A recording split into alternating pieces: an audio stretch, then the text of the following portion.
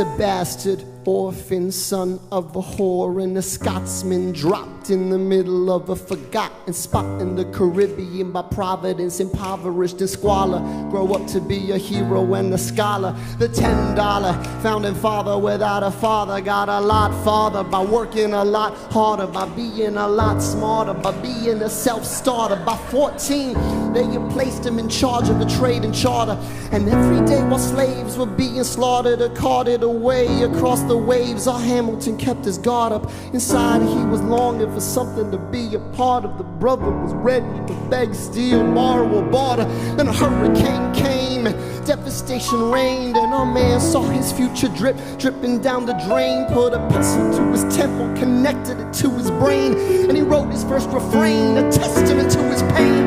Well, the word got around, they said this kid is insane, man. Took up a collection just to send him to the mainland. Get your education, don't forget from whence you came, and the world is gonna know your name. What's your name, man? Alexander Hamilton. Any insights that you have that you could share with us about overturning assumptions, looking at reality that would apply to the present disturbances that we have, and movements like the Black Lives Matter movement, the confrontation with the police? Because it would seem in pointing out and overthrowing structural racism in intellectual discourse, it's relevant for the situation we have now. Well, you have to be, and this is a difficult thing, you have to think something is at stake. There has to be a morality is a part of the inquiry. I mean, people say you're not supposed to apply your morality to historical. I just don't see how you can't check that at the door. And morality, I think, demands that people understand that our common humanity, which means that we have to be empathetic.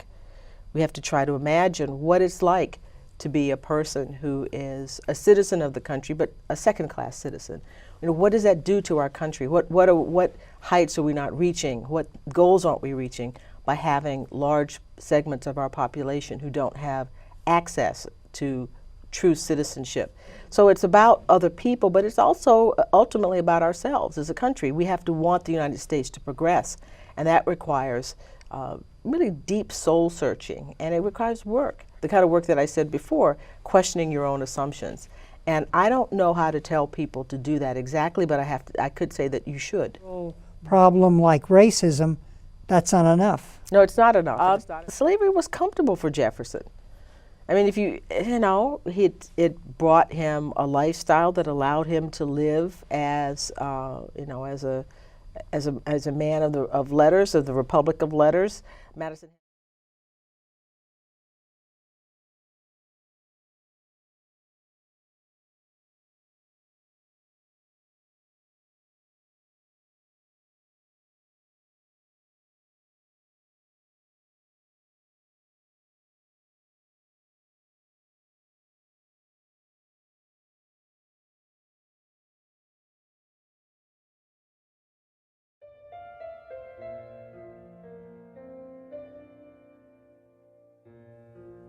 Welcome to the Jefferson Memorial.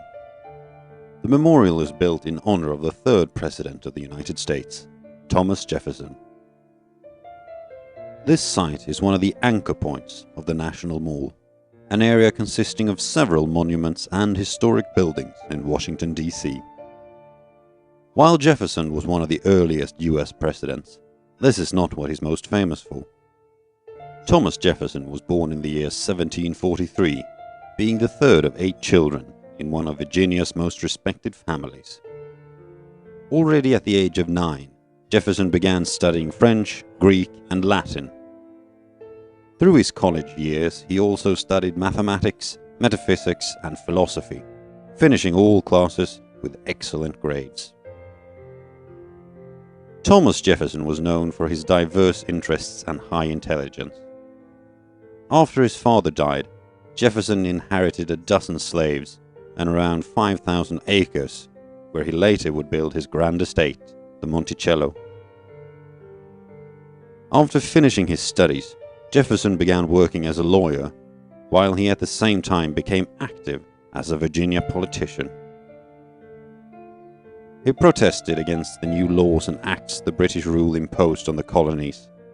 Jefferson argued that the colonists had a natural right to govern themselves.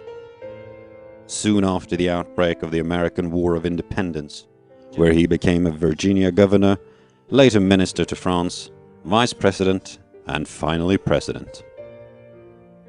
After his presidency, he participated in the foundation of the University of Virginia and is widely recognized for his architectural planning of the university. Jefferson died on the 4th of July 1826.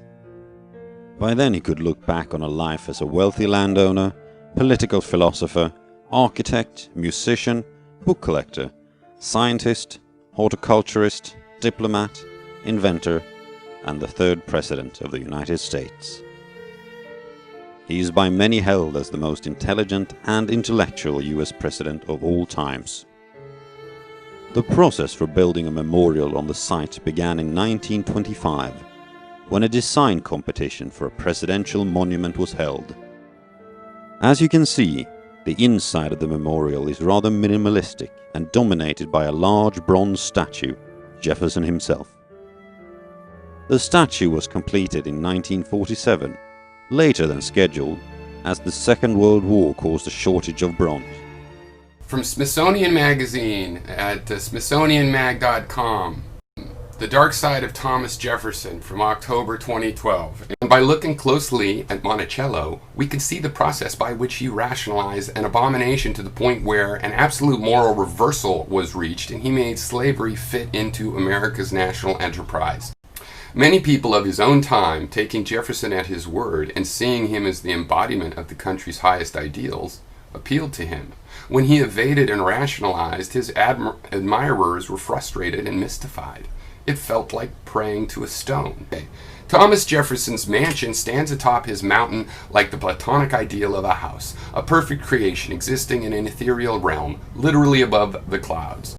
The mansion sits atop a long tunnel, through which slaves, unseen, hurried back and forth carrying platters of food, fresh tableware, ice, beer, wine, linens, while above them 20, 30, or 40 guests sat listening to Jefferson's dinner table conversation. The plantation was a small town in everything but name, not just because of its size, but in its complexity. Skilled artisans and house slaves occupied cabins on Mulberry Row, alongside hired white workers. A few slaves lived in rooms in the mansion's South Dependency Wing. Some slept where they worked. Most of Monticello's slaves lived in clusters of cabins scattered down the mountain on the outlying farms. In his lifetime, Jefferson owned more than 600 slaves. The critical turning point in Jefferson's thinking may well have come in 1792. As Jefferson was counting up the agricultural profits and losses of his plantation in a letter it occurred to him that there was a phenomenon he had perceived at Monticello but never actually measured. He proceeded to calculate it in a barely legible scribbled note in the middle of a page enclosed in brackets. What Jefferson set out clearly for the first time was that he was making a 4% profit every year on the birth of black children. The enslaved were yielding him a bonanza, a perpetual human dividend at compound interest. Jefferson wrote, "I allow nothing for losses by death, but on the contrary shall presently take credit 4% per annum for their increase over and above keeping up their own numbers." His plantation was producing inexhaustible human assets. The percentage was predictable. In another communication from the early 1790s, Jefferson takes the 4% formula further and quite bluntly advances the notion that slavery presented an investment strategy for the future. He writes that an acquaintance who had suffered financial reverses, quote, should have been invested in Negroes, end quote. He advises that if the friend's family had any cash left, quote, every farthing of it should be laid out in land and Negroes, which besides a present support bring a silent profit from 5 to 10% in this country by the increase of their value, end quote. The formula Jefferson had stumbled upon became the engine not only of Monticello but of the entire slaveholding South. And this world was crueler.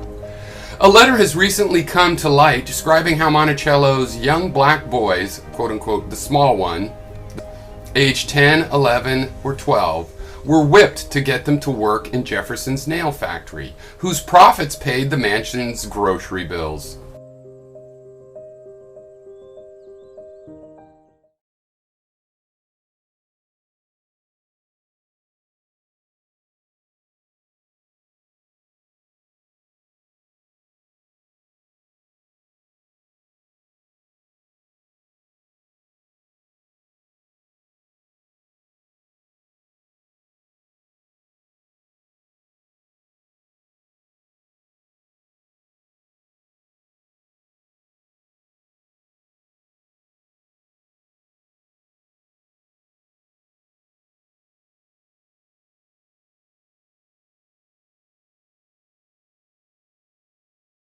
Imagine what is now the inappropriate Jefferson Memorial with his statue and all these panels and carvings carefully removed and sent to Virginia to be properly displayed. And this marble structure renovated and repurposed to honor Alexander Hamilton.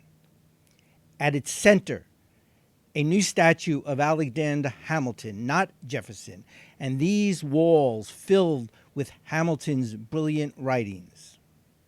It can happen. It will happen if we choose to make it happen. This monument to America's most famous slave master transformed to a monument in honor of America's greatest immigrant.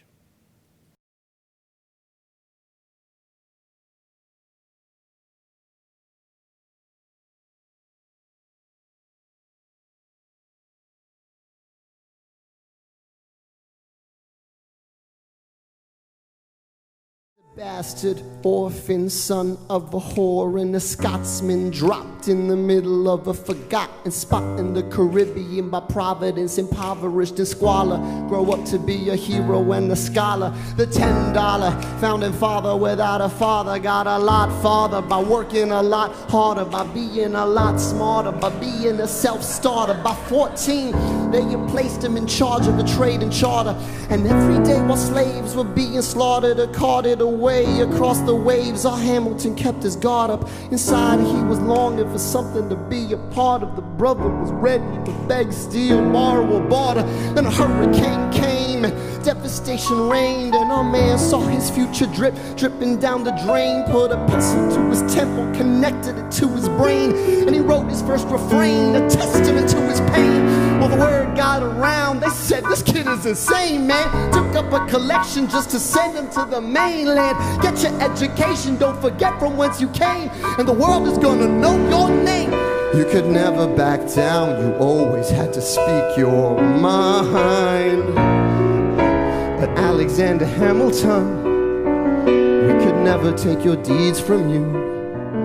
In our cowardice and our shame, we will try to destroy your name. But the world will never be the same, Alexander.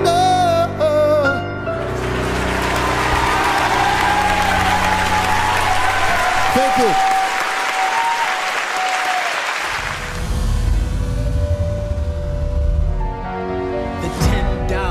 Founding father without a father got a lot farther by working a lot harder, by being a lot smarter, by being a self-starter.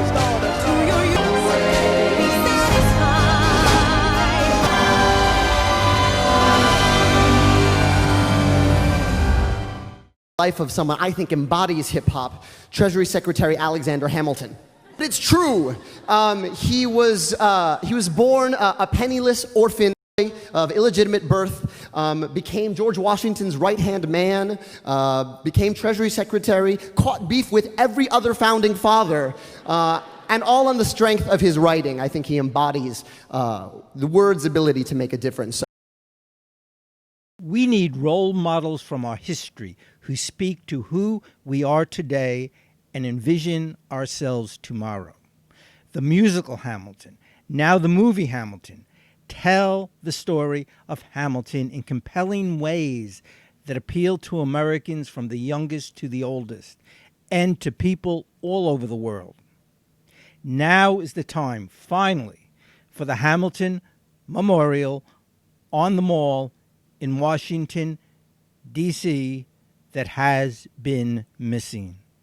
Now, in this time of serious change in which we are living, Alexander Hamilton speaks to us more than ever before.